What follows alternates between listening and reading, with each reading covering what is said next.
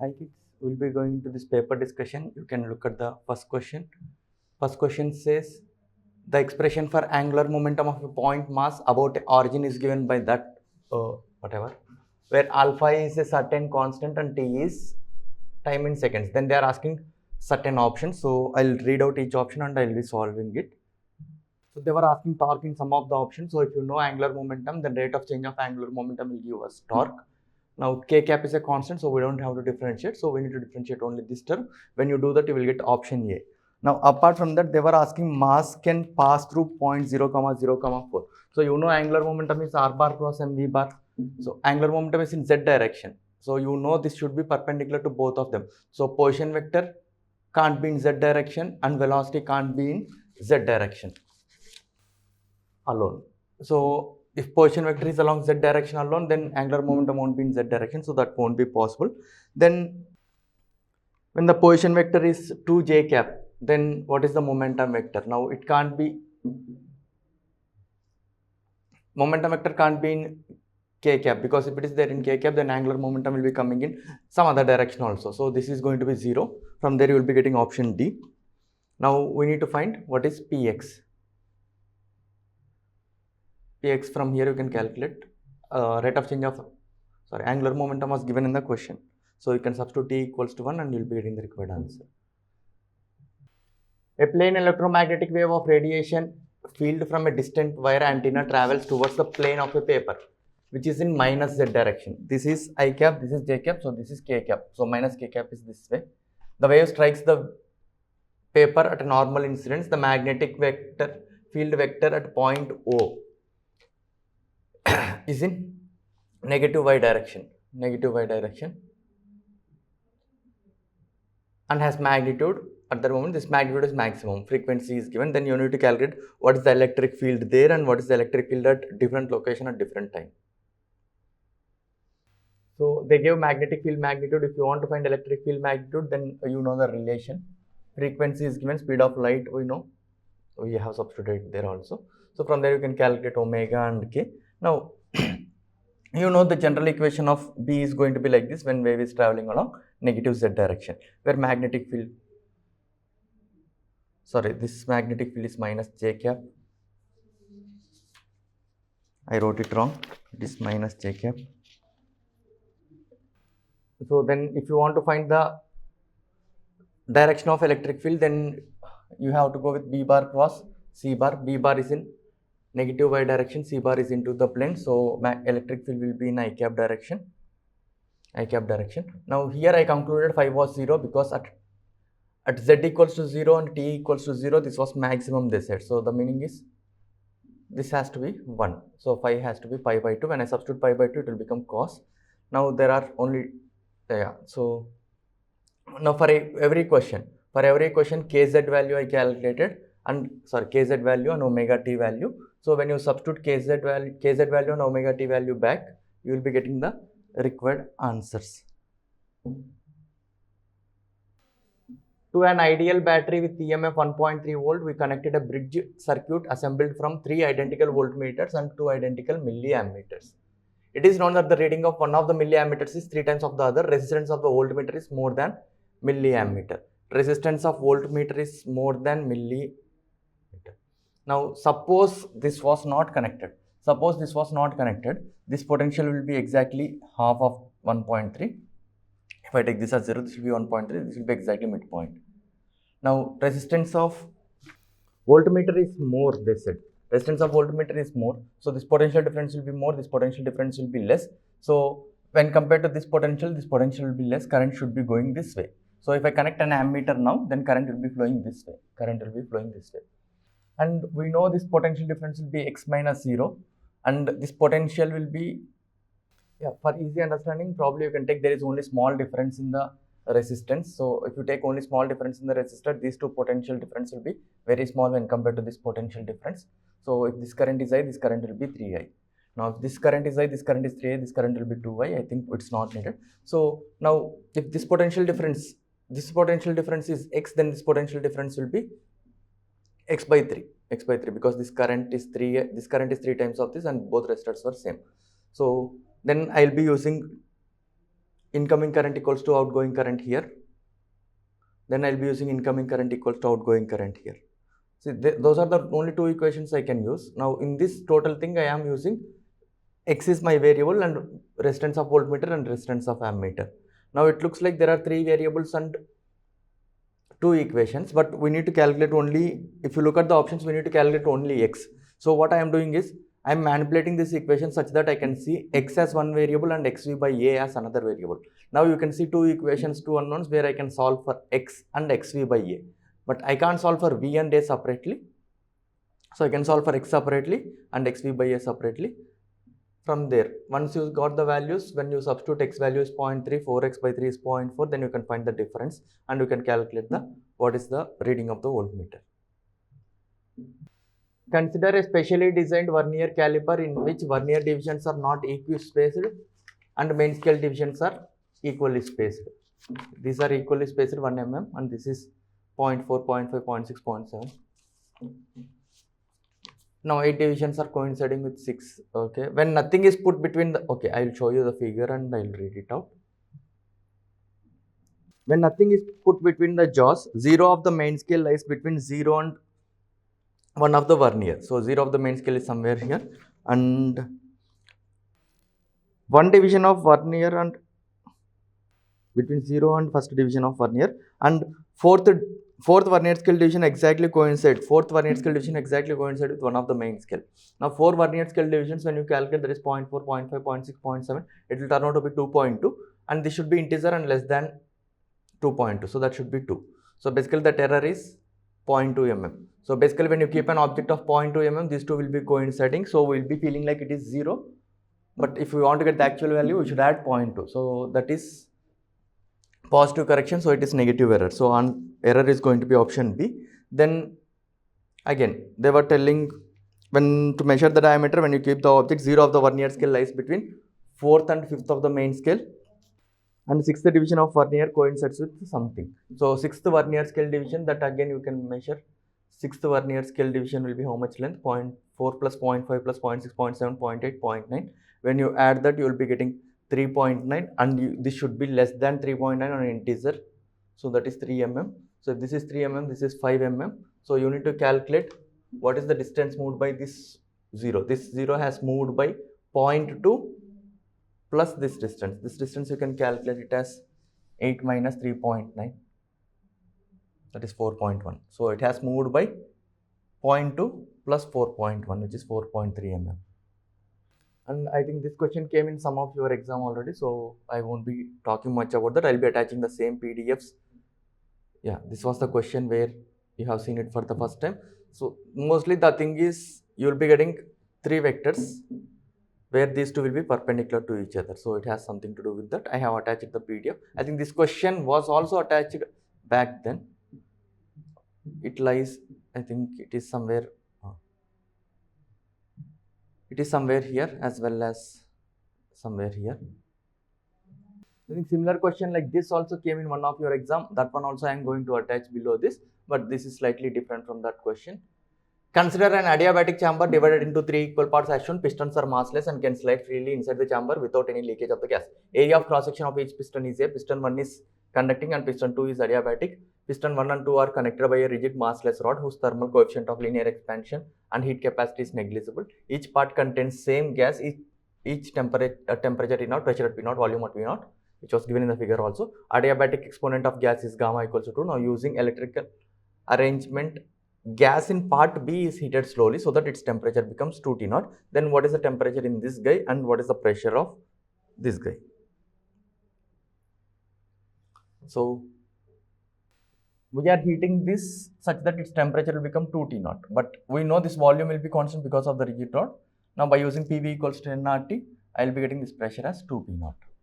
Now as this is conducting, if this temperature is 2 T0, this temperature should be 2 T0. Now the meaning is heat is getting conducted. If heat is getting conducted, this guy will try to change its volume. So let me say there will be change in pressure as well as volume. So I'm calling new pressure is xp0. If new pressure is xp0, by using PV equals to nRT, I can get the new volume is 2 by x v0. 2 by x v0 because PV by T should be PV by T here. Okay. Now, if this side pressure is xp0, this side pressure also will be xp0 because this thing will be in equilibrium initially. And this volume plus this volume is 2v0. So, if this volume is 2 by xv0, this volume will be 2 minus 2 by xv0. See, I am trying to convert everything into single variable. That variable was x here. Now, if I know pressure and volume by using PV equals to nRT, I can say this temperature has to be 2x minus 2 T0. Now, there is only one variable I have assumed and everything I have written in single variable. So, x is that variable. Now, I have to find that variable. For that, I will be taking this guy. This guy is undergoing adiabatic process. So, PV power gamma is constant. When I modify, T square is proportional to P. If T square is proportional to P, I can use T square is proportional to P here, initial condition, final condition. And when I solve for it, I will be getting x value is this much. That is, pressure is going to become that much times of P0.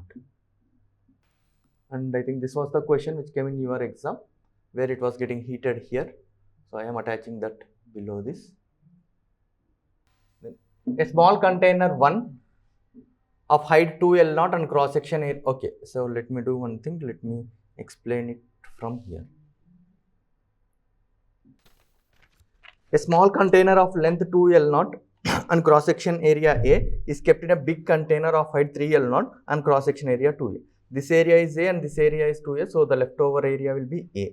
That's the good thing about the question, so that we don't have to do much calculation. A massless, okay, the bottom of the container 1 is welded to bottom of the container 2. A massless piston is put on the container 1. The container 2 is completely filled with water and the initial length of air column is L0. Now, a small orifice has made at the bottom of container 2 like this. Assume the temperature of the water and air remains constant in all the following processes.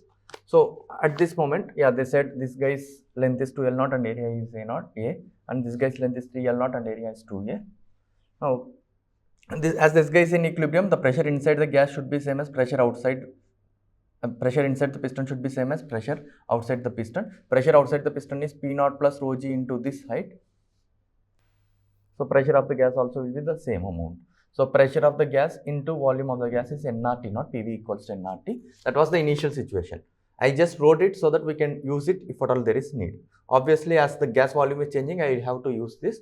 Now, they were saying this condition is happening. When the height of the water level in the container becomes 2L0, then the piston reaches the topmost point. The meaning is pressure outside and pressure inside will be same. So, right now pressure outside is P0, pressure inside also will be P0. If I use PV equals to nRT for this gas, we will be getting this. Now, I know PV equals to nRT in this situation and in this situation. So, I can utilize that information and I can solve for it and I can get pressure as 2 rho g L0. That is option. That is the answer for the first question. Now, piston is held here. Piston is holded here.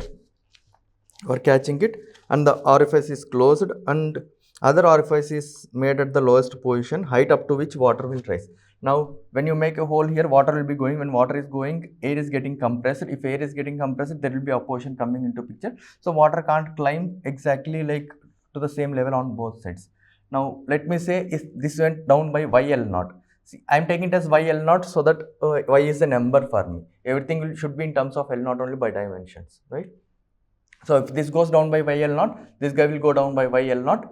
Now, the volume went down is this area, that is A into YL0. So, volume went up also will be A into YL0, as area of cross section is A. So, the liquid it will go up is YL0. Now, I need to find the value of Y. For that, so pressure at the bottom should be same. So, pressure here if I calculate, it is P0 plus rho g into this height.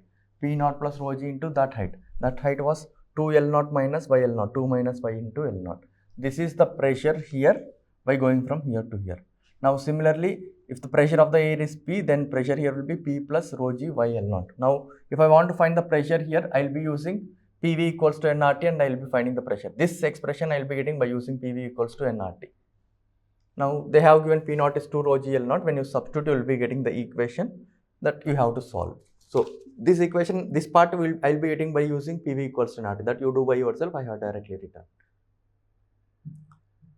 4 identical condensers are connected as shown in the figure, joined to a battery. Switch 2 is opened to start with and switch 1 is closed. switch 1 is then open and switch 2 is then closed. So initially when this is open, these three are in series, no current will be flowing through this, it won't be getting charged.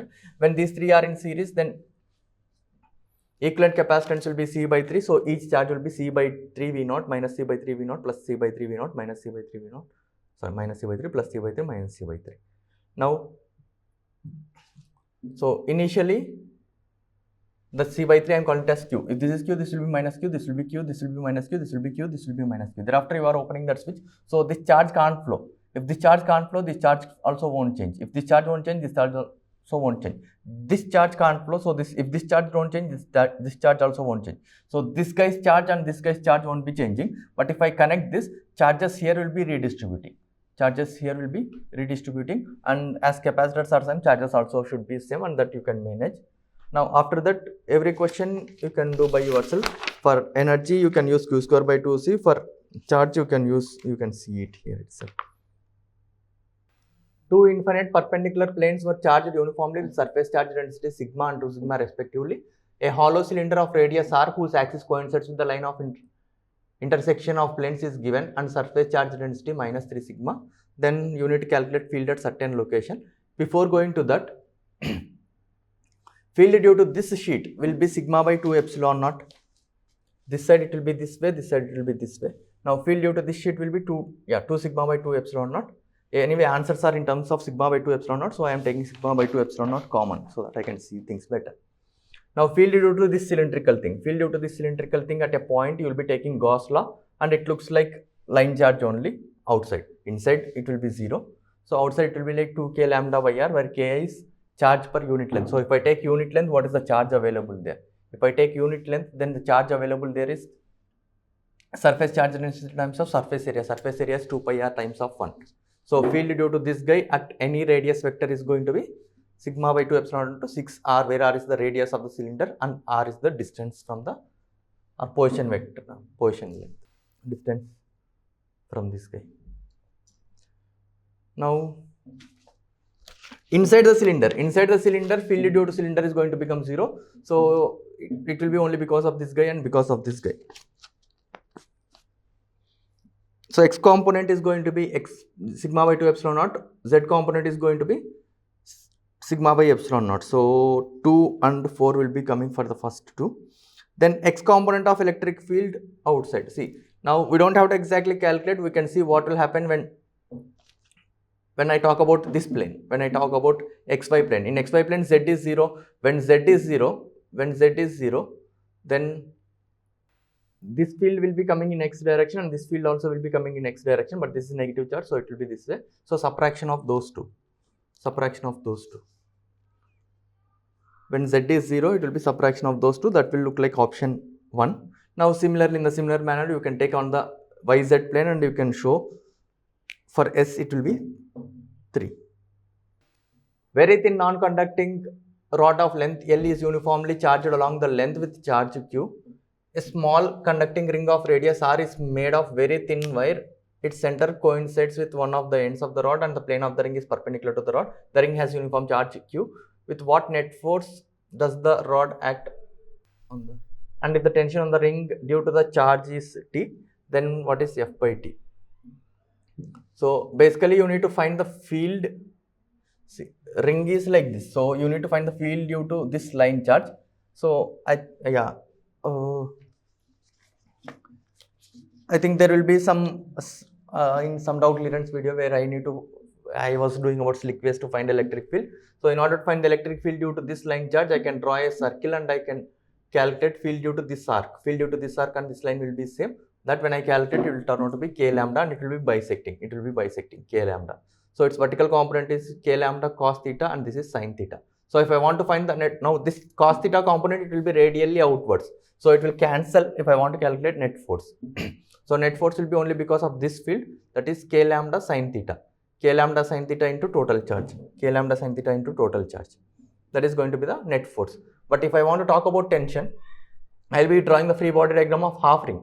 If I draw the free body diagram of the half ring, now this field component will be always radially outwards. When it is radially outwards, again that also you can see in slick ways to find the electric field. When force per unit length is constant, we can take it like surface tension force. That effective force is going to be force per unit length, surface tension force into effective length. That should be balancing 2T if I draw the free body diagram of half ring. From there I will be getting T value. Now for this both you refer slick ways to find electric field, where I will be talking about how to calculate force due to surface tension and how to calculate field due to line charge.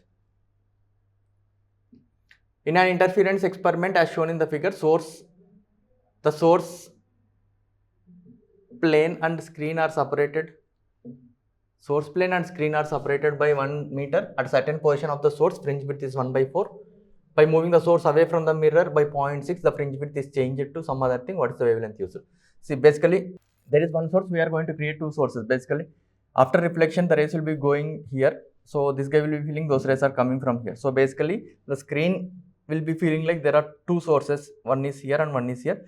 If this is D, okay, so maybe if this length is x, this length will be x, so distance between them is 2x. Now, if this guy moves by some distance, then the image also is going to move by same distance. So, initially if I said the distance between them is d, then fringe width is going to be given by this much. If this moves by 0.6, this one also will move by 0.6, then the distance between them will become d plus 1.2. Then there are two equations, two unknowns, you can solve for them. A narrow beam of light is incident on a 30, 60, 90 prism kept in air. The refractive index of the prism is 2.1. The total clockwise deviation is 2 pi by n, where n is not equals to 2. Now, when a ray is going like this, there will be partial reflection and partial refraction.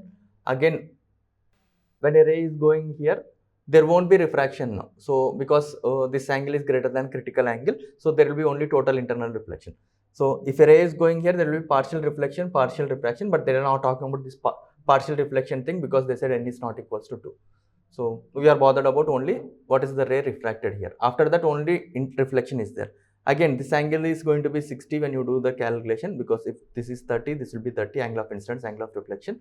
Now, if I take this right angle triangle, this is 60, this is 90, so this should be 30. If this is 30, this will be 60. 60 is again greater than critical angle, so again total internal reflection. And if this is 60, this will be 30. If this is 30 and this is 60, this will be 90, so this ray will be going out. There is refraction as well as reflection, but there is only total internal reflection, there is only total internal reflection. Here there is a deviation in clockwise 120, here anti-clockwise 60. The other way of saying it is, this ray you will be feeling it has rotated only 60 degrees clockwise, or 120 clockwise minus 60 anti-clockwise. A snapshot of vibrating string at t equals to 0 is shown as in the figure. A particle at point P is observed moving up with a velocity, and a tangent at point P makes some angle. The equation of the wave is given. Find what is the equation of the wave. Now, this point is moving upwards. So, from there I can see wave will be going this way. If wave is going this way, this guy is going to take position of this immediate guy.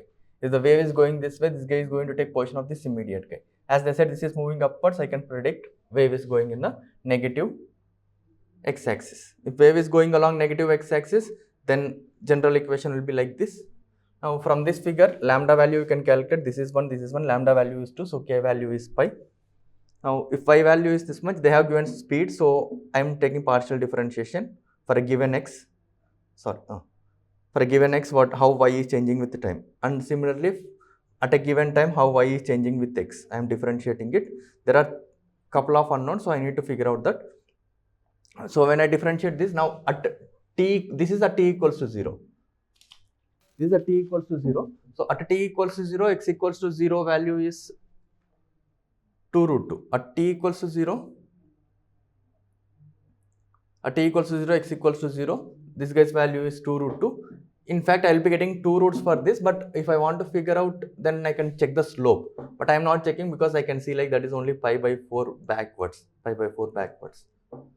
If this comes here also, if this wave entirely was shifted this way such that this point comes here, still I will be getting the same answer. So, 2 roots are possible for this, but I directly know it, so I didn't check the calculation. If you want, you can check what is the slope here should be positive. For that, you will be getting only one root, that is pi is pi by 4.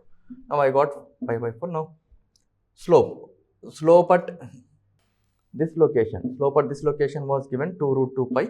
So, when you substitute the values, phi value is pi by 4 and t value is 0. So when you do the calculation, you will get this has to be 3 pi by 2 or x is 1.5. X is 1. Sorry, this has to be 5 pi by 2. There is a mistake there because it can't be 1.5 because you can see the figure.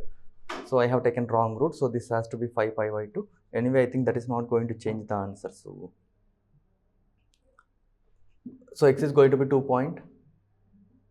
So this has to be either in the first quadrant or in the fourth quadrant.